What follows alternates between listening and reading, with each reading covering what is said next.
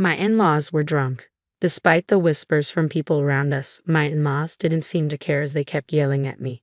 Well, I guess it's too late since you're already married, but if you want to be part of this family, you need to show us you have enough money, they said. Yes, your dad is right, so make sure to give us $1,000 a month as a new bonus, they'd added. I was stunned by their words. I couldn't believe they would say such things at a wedding reception. I just stared at them, my face going pale. My dad took the microphone from them. Enough is enough. Don't you realize you're making fools of yourselves? He said.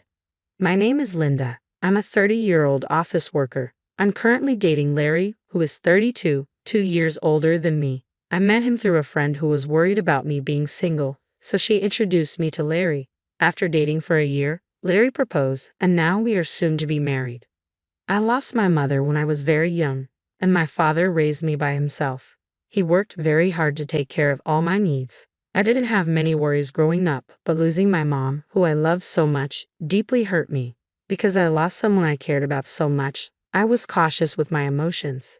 That's why I hadn't really dated anyone since my school days. I even thought it would be okay if I stayed single forever. Then I met Larry.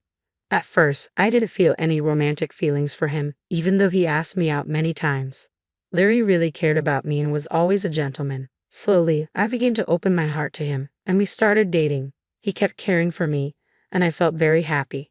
He became very special to me, and I started thinking I wanted to be with him forever. Then he proposed, and we decided to get married. Larry understood everything about me and was always kind to me no matter what. Don't worry, if you're ever feeling unsure about something, I'll be here for you until you feel better. I love you, Linda. You can count on me, he would say. His words moved me. He promised to make me happy for the rest of my life. Just being with him warmed my heart. If he cared that much for me, I thought I should do the same for him. When I told my father that we decided to get married, he was so happy that he cried. Wow, Linda, you're finally getting married. I'm so happy for you, he said. Oh, Dad, you're being dramatic, I joked. Wow, I hadn't heard anything like that from you until now. I was always worried that you might never get married, he replied. Oh, really? I had no idea you were worried about that, I said. Well, every father worries about his daughter, you know. Anyway, congratulations, he said. Thanks, Dad, I replied. I was so happy to be congratulated by my dad, who had raised me by himself.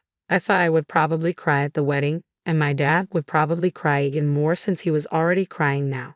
With that, Larry and I started preparing for our wedding. We were both busy with our jobs, so our days were very hectic. We worked during the weekdays and made wedding preparations over the weekends. There was no time to rest. Our calendars were always full.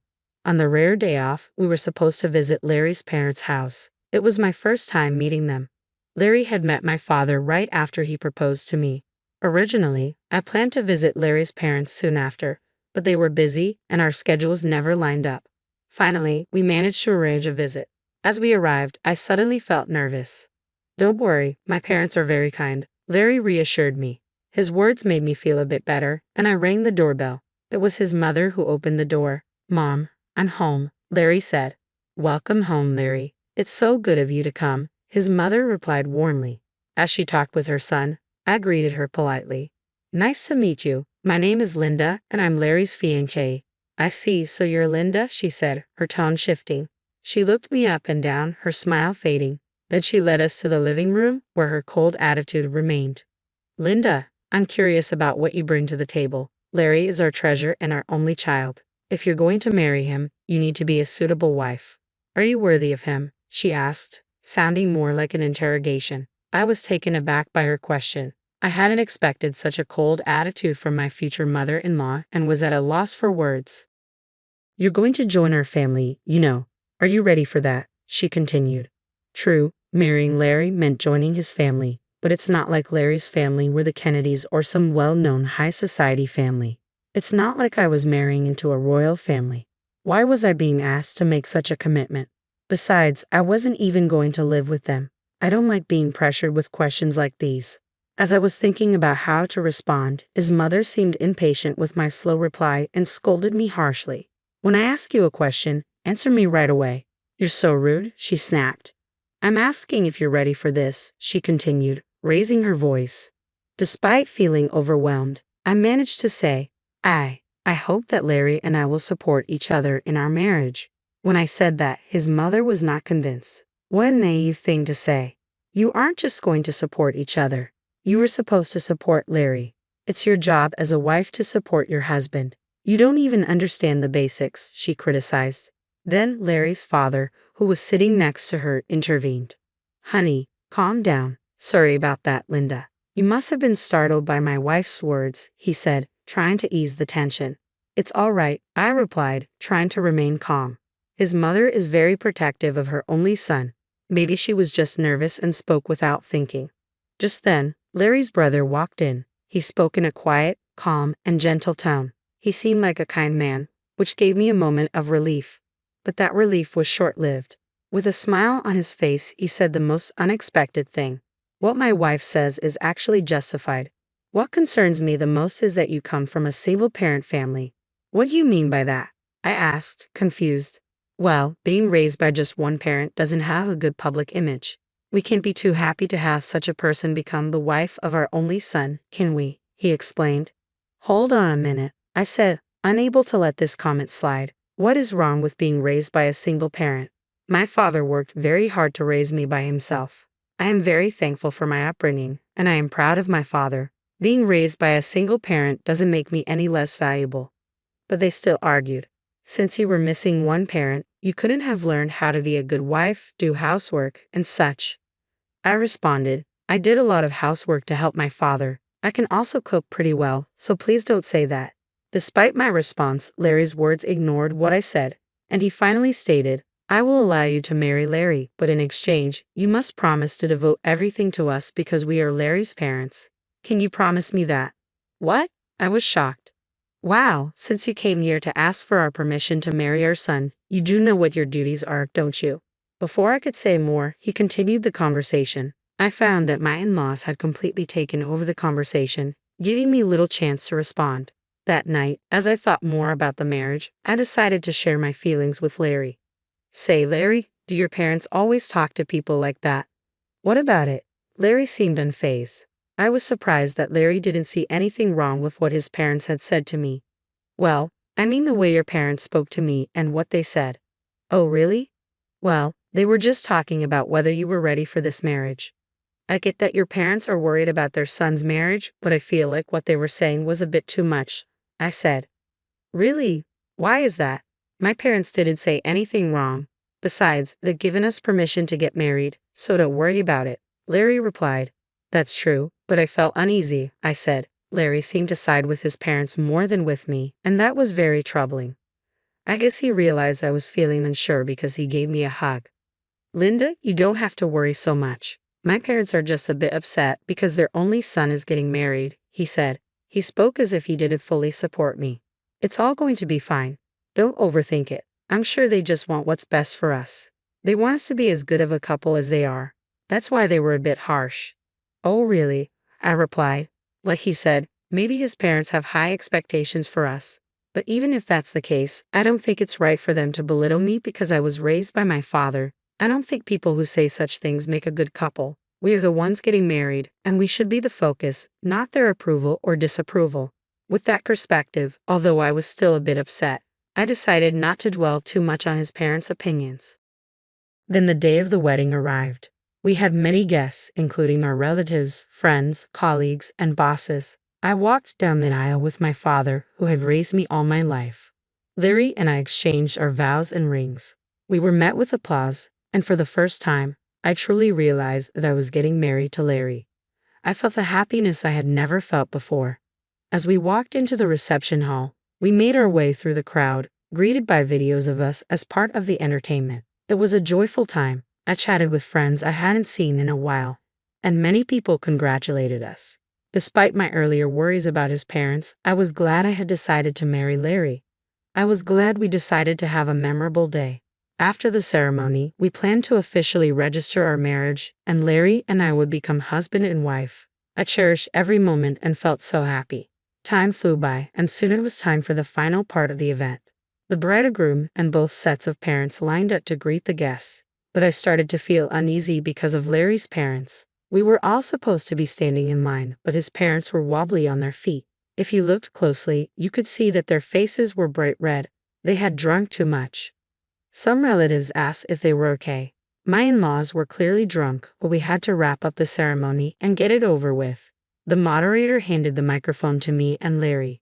Suddenly, Larry's mother snatched my hand away from him and yelled at me like a professional wrestler in the middle of a challenge. Listen to me, Linda. After this wedding, you are going to devote yourself to us completely. Prepare yourself because we are going to test you really hard, she said. The guests started whispering to each other, and some even thought it was a joke and laughed. Then Larry's father grabbed the microphone. Linda, don't you feel embarrassed to wear a dress like that? It doesn't suit you at all, dear. You should tell her the truth, his mother chimed in. As expected, the whispers among the guests changed in tone. I looked at Larry, hoping he would stop his father's rude comments, but Larry said he couldn't do that and that his parents weren't doing anything wrong. It became clear he would never protect me from his parents in the future. That was the moment I realized it. I was certain of it, even as the hall buzzed around us. My in-laws were drunk and continued to insult me. Well, you're already married, but if you're going to be part of this family, you need to prove that you have enough money, they said. Yes, that's right, they continued. After you register your marriage at the city hall, you should give us a few thousand a month and your entire bonus. I was shocked by their words. I never thought they would say such things at our wedding reception. I just stared at them, feeling my face go pale. My father took the microphone from them. Enough of this. Don't you realize you're making fools of yourselves? He said. Though still showing some respect, his parents glared at my father. Why are you interrupting us while we're talking? I knew this woman's father was no good. Single parents are never any good, they said.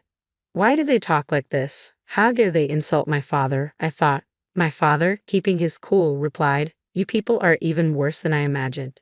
You even refuse to meet me because I am a single father. I never thought that someone like you would work for President Scott. President Scott is such a respectable person. I assumed his employees would be decent as well, my father continued. At that, my father-in-law's face turned very serious. How do you know President Scott? He's a business partner of my company and, more importantly, an old friend of mine, my father explained. And speaking of single parents, President Scott was raised by his mother alone. So you just insulted the president of the company you work for. Seeing my in-laws' faces fall at my father's words, I realized they finally understood the mess they had gotten themselves into. I apologize, sir. Please don't tell the president about this, my in-law pleaded, suddenly falling to his knees. Just moments before, he had acted like he was in charge, but now he looked defeated. I could hear laughter from the guests. Some even pulled out their cell phones to record the scene. No matter how much you apologize, you can't take back your words, my dad said. He walked over to me and asked if I wanted to go home with him. I said yes and took the microphone from Larry's hand. Thank you for the great entertainment, but there will be no marriage, I announced to Larry, his parents, and everyone who attended. I will make sure to return the money you gave us for this occasion.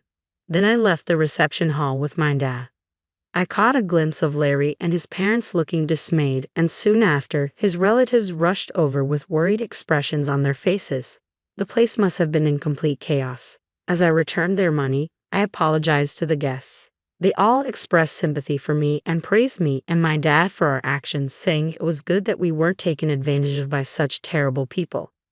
Later, Larry's coworkers who had attended the reception must have spread the word about what happened at his company. Larry became known for having such unreasonable parents and was criticized for having a weak character. His embarrassment was so great that he resigned voluntarily. Of course, the president of my father-in-law's company found out about the incident. Larry's father was demoted and sent to an insignificant division of the company, transferred to a remote office in the countryside.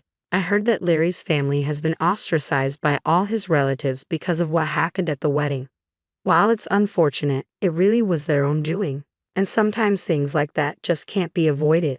In the meantime, I've been using this opportunity to strengthen my relationship with my dad. We've been spending more quality time together, and it's helped me appreciate all he's done for me even more. One day, he sat me down for a serious talk. Linda, are you interested in running the business? He asked, looking at me with a mixture of hope and seriousness. Do you mean, I started, a bit unsure where he was heading with this. Why don't you work towards becoming the president of my company? he suggested. It was a big step, and he seemed to believe I was ready to take it on. I'll do my best, I promised him, feeling a mix of excitement and nervousness. I decided then to focus on stepping up my game at work rather than getting entangled in romantic relationships for now. I wanted to prove to myself and to my dad that I could excel and perhaps one day be a great leader like him. Currently, I am deeply involved in learning everything I can at my dad's company. The work is challenging but fulfilling, and I'm determined to make the most of this opportunity. Reflecting on the wedding fiasco, it's clear that Larry's in-laws were quite unreasonable, turning what should have been a beautiful event into a spectacle. Thankfully, since the marriage wasn't officially registered, Linda, myself in this scenario, was spared from a legally binding mistake. Now, free from any marital ties and with no looming in-law issues, I can focus solely on my career aspirations. It's a relief to know that out of a chaotic situation came a clear path forward for me. I look forward to what the future holds and am excited about the potential of leading the company. I wish myself all the best and hope that anyone watching this story can take something valuable from it. Thank you for staying till the end. Please consider subscribing if you enjoyed this story, and I hope to see you in the next video.